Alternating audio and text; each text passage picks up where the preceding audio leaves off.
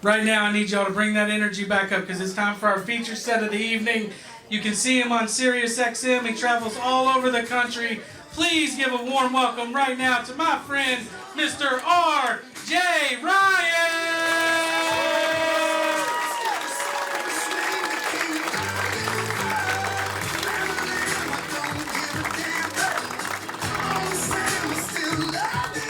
How we doing tonight? Man, big crowd. I just moved here to Kentucky last year. My wife's Army. I was active duty at one point. Do we have any veterans here? There we go. All right. Good deal. Yeah. We just moved from California last year, and I'm still kind of getting used to things. I saw this dude with a mullet getting out of a Prius with a "Let's Go Brandon" sticker. I don't know what kind of right-wing woke turducken I just saw. It was insane. I don't know. I live down in Elizabethtown. Or should I say Hardin County? Where's my Hardin County people here?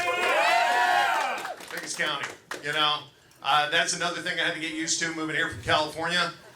Y'all all speak in county. You don't say cities. You never give out a city. And it's just odd to me. It's one of the weirdest things. I found that out during a tornado watch on day 2 of getting here. I don't know what the hell a county was. I've never lived in one, I guess. I don't know. We never knew what they were. We were unpacking the house, and then all of a sudden all the radios were going off, and it was just like, take shelter, Grayson County. Get your pets, get inside. Stay low. You're all gonna die. And I was just like, holy shit, are we in Grayson County? I'm like, honey, where are we? She's like, I don't fucking know. What the hell? We all went down in the basement, sat there for 3 hours, just sitting there just playing cards, like wondering when we're gonna die here, We didn't have to worry about that. We were in California. We just had earthquakes and wildfires and fucking scorpions and tarantula migrations and shit going all over the place. You guys got it great here. You got tornadoes, man. That's awesome. That's good shit. Y'all are crazy. I'm crazy with you now, man. That's like, tornadoes are like God just coming by the party deck, just going,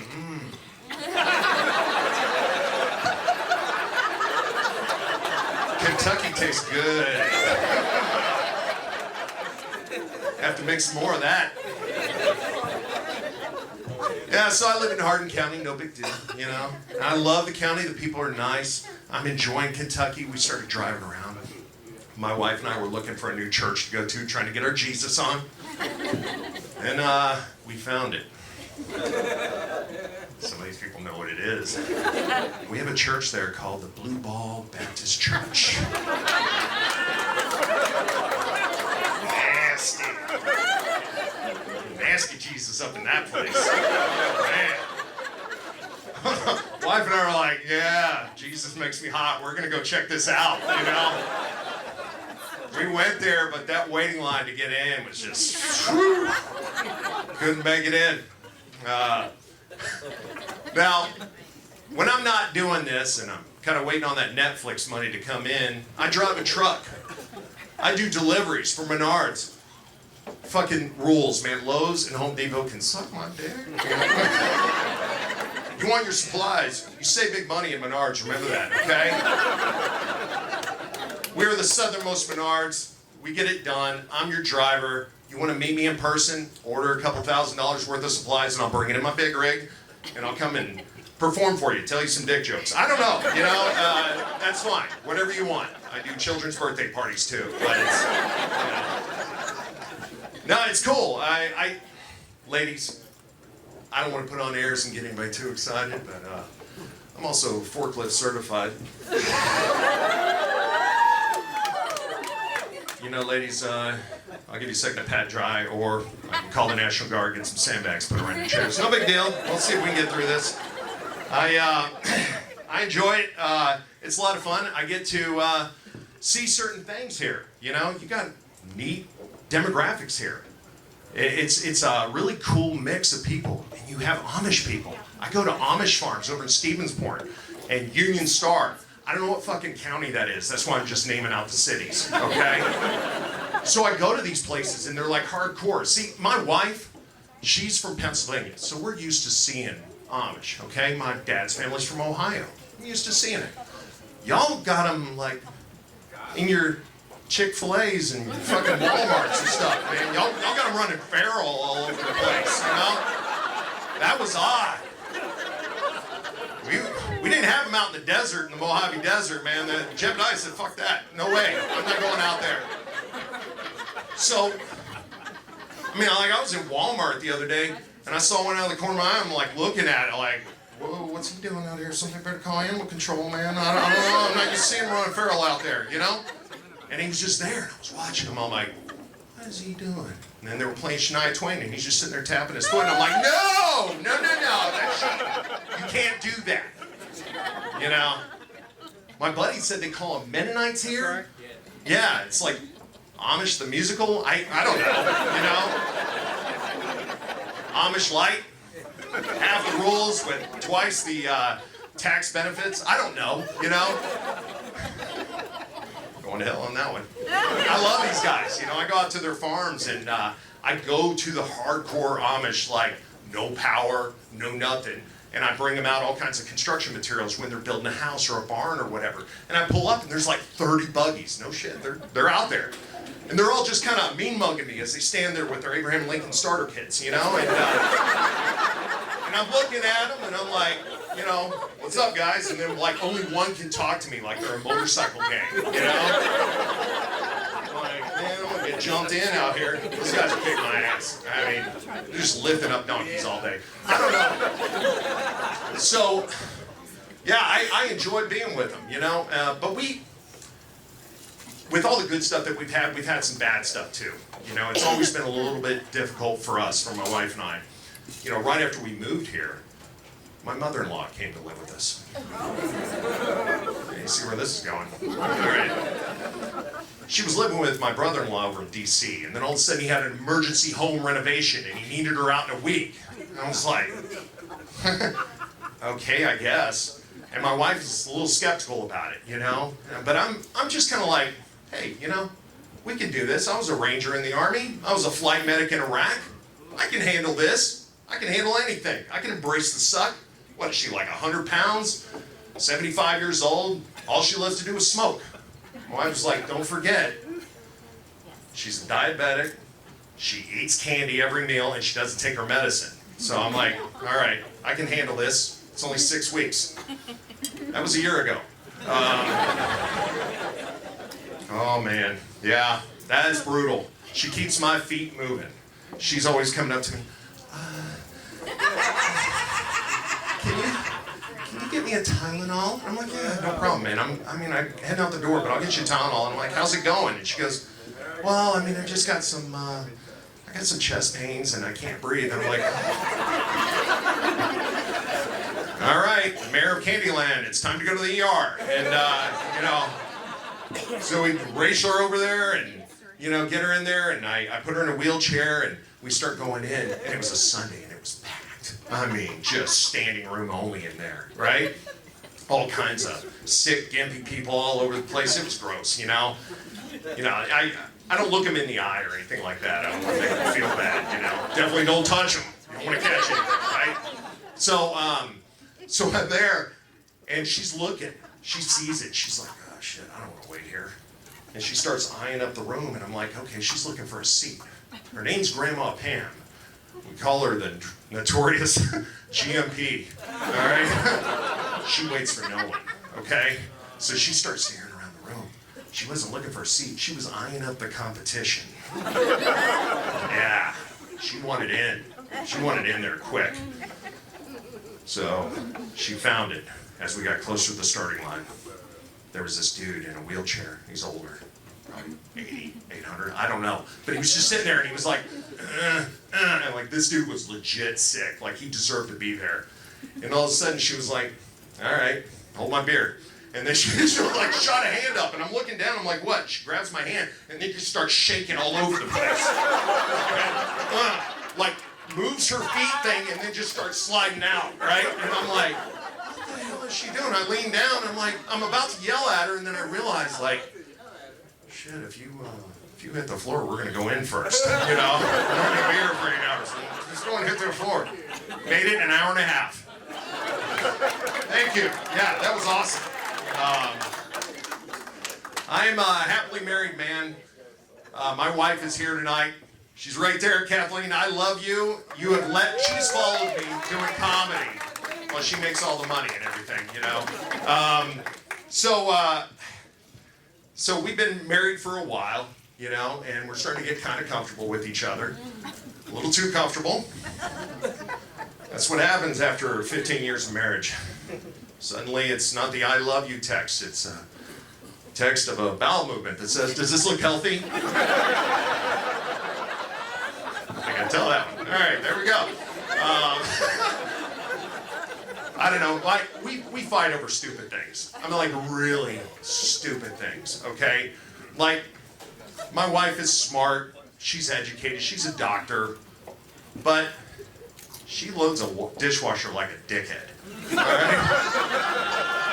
She's always, hey, no, it's okay, it's okay. I put the stuff up, and I put it in there, she's always constantly like taking the bowls at the bottom and putting them down flat. And I'm like, how does the water hit the top? Does anyone else have that argument? Yeah, okay, thank you, yeah. I just throw a shot in the dark on that one, okay? It's no problem. But my wife loves to watch scary movies. I hate scary movies, hate them with a passion. Cannot stand them because I don't want bad nightmares, okay? I'm sensitive like that. She loves to be scared at night. She loves to be chased, you know, in her dreams by monsters and shit, you know, and I can't stand it because I'm the one that's got to wake up and save her. Unless we're fighting. Then I let her run a little bit longer. I'll just whisper, run faster. That's the best part. I mean, my God, it's so much fun. We got 2 boys, aged 9, 11, never forget, and they're good kids. My oldest is dyslexic. It was tough, you know. I remember the day we found out that he was dyslexic, and they said, "I'm so sorry about this." I'm like, "Oh my God, he can't have children?" And they're like, "No, dyslexia." I'm like, "Oh, thank God, Jesus." Is that because we did it in a vibrating bed? What? Like, my wife's into role play. Anybody do role play here? Liars? Okay. She likes to dress up like Aaron Rodgers, and I have to dress up like Jake from State Farm. It's weird, but we make it work, you know. And that's what marriage is. We make it work. My youngest, he's pretty awesome. He's pretty smart about things. He picks up stuff pretty quick. We were sitting in traffic one time, and he saw this excavator, like just digging in the ground. And he's just sitting there watching. And he goes, "You know, Dad, that's very satisfying to watch." And I looked over, I was like, geez, my dad would have hit me if I said something like that. I don't know, kids say satisfying. It's satisfying to this and that. Oh my God. I can't imagine the guy that's driving that excavator, you know? Like if his boss comes up to him, "So how was your day, Bob?" "Well, boss, it was very satisfying." I don't need you to be on the equipment anymore, Bob. You're going to work the stop sign from now on. Good luck with that. My oldest is going through a time. I went to his door the other day, and I was carrying in some laundry, and the door was locked. And I was like, "Oh, man, all right, what are you doing?" He goes, "I'm changing." I'm like, "Okay, I'll be back." And I come back 5 minutes later. The door's still locked. I'm like, "What are you doing?" And he goes, "I'm changing." I was like,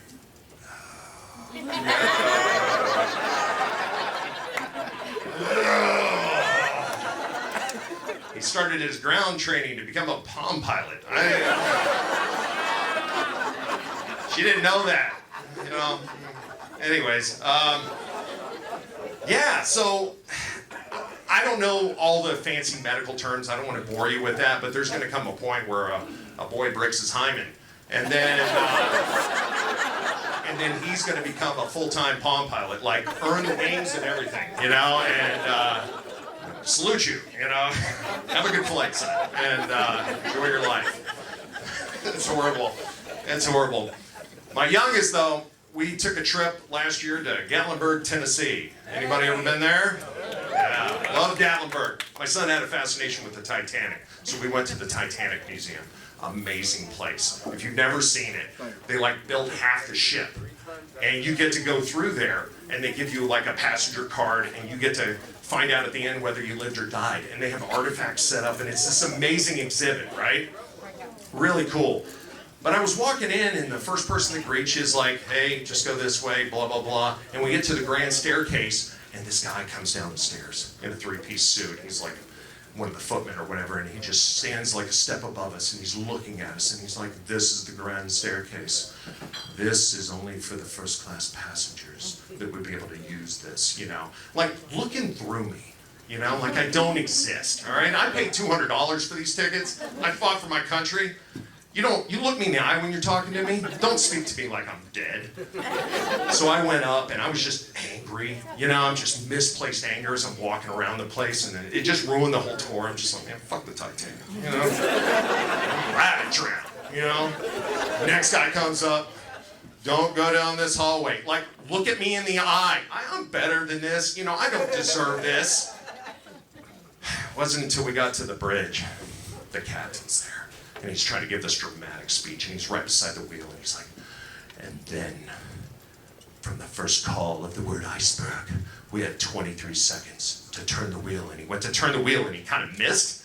And I'm just like, I kind of laughed a little, and then he like corrected himself, and he's like, I'm sorry, folks. As you can tell, our entire staff is legally blind.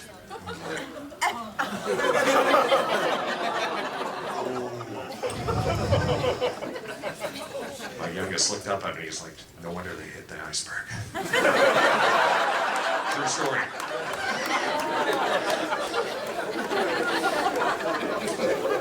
Man, you guys are an amazing crowd. This is a lot of fun. We're gonna have a good time tonight. Well, my wife caught me the other day. Yeah. Not washing my hands after I went pee. She accused me of having wiener juice on my hands. I don't know what the hell she thinks I'm doing back there if I'm squeezing it like a Play-Doh Fun Factory. Like maybe doing bank shots and, yeah, number one in the side pocket, you know? No, you know? To be fair, it was just one of those bathrooms where you go behind a wall, you don't touch anything, you don't do anything. I'm not trying to be gross here, okay? Enjoy your nachos. What I'm trying to say is, I can't wait to shake hands afterwards. Anyways, all I'm trying to say is, you know, I don't understand the obsession with washing your hands after you go pee if you don't have to touch anything. I understand if you're dropping a deuce, you know, laying some cable, throwing a heat round out. Those girls don't know what I'm talking about. By all means, wash your hands, God, or at least go to a public pool and take a dip, okay? Trust me, you see a guy my size in the end just doing pliés, give me a wide berth. Let the chlorine do its job, okay?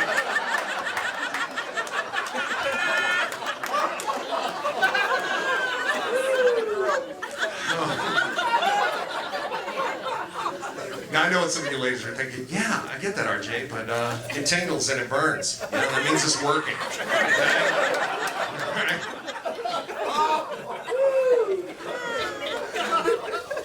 See, 20 to 30 years ago, we were #1 in education and just about everything else. Then, all the hippie communists came in and they started making everybody wash their hands all the time. And then what happened?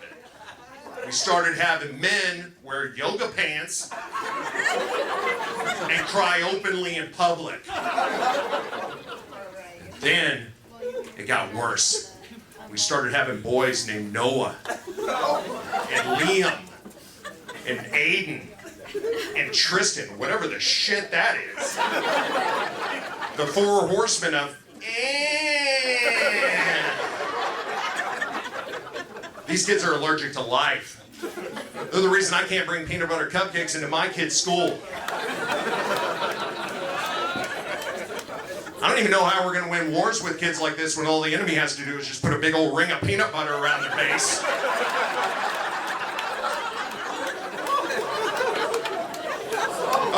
Yeah, we'll just fly a plane over. Yeah, until the enemy grabs a handful of gluten and throws it in the air. Then where we're gonna be? We're gonna be at home, dry humping our participation trophies while we watch reruns of the Gilmore Girls. I just want to grab all these kids. I want to just grab them up, round them up, put them in a room, and just start firing peanut butter cupcakes down the throat. Say, eat that. You're not allergic to anything, son. Your parents are just pussies.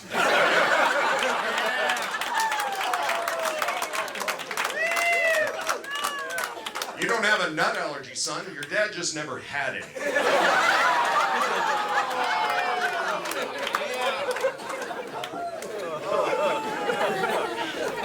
Allergies aren't real, folks. I'm just going to tell you that right now.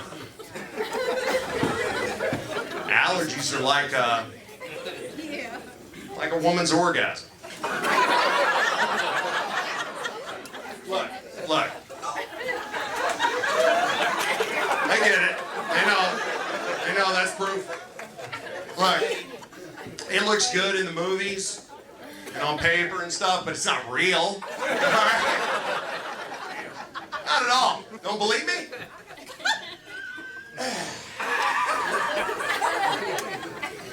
She knows. I've been with a couple ladies in my time. Neither one of them ever had an orgasm. Okay? As a matter of fact, my wife's a doctor. She's never had one with me. So that's just science, all right? Ladies, it's up to you. You gotta save us. You gotta stop letting guys like Noah and Liam and Aiden and Tristan climb on top of you and try and put their wiener juice up in you. They're probably not even gonna know what to do, all right? They're probably gonna get just on top of you and talk about what scares them, you know? Bees. My name's RJ Ryan. Thank you very much, guys.